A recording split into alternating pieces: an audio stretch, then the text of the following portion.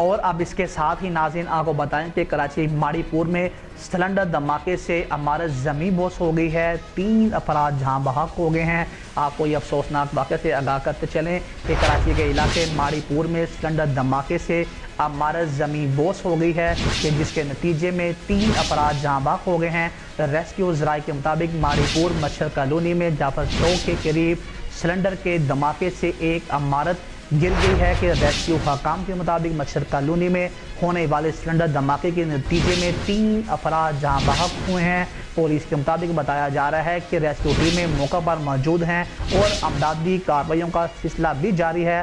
Civil ہسپتال انتظامیہ کے مطابق عمارت میں سلنڈر دھماکے سے 8 زخمیوں کو ہسپتال منتقل کیا گیا ہے۔ سلنڈر دھماکے میں جہاں بحق 2 افراد کی لاشوں کو بھی سول ہسپتال منتقل کیا گیا ہے۔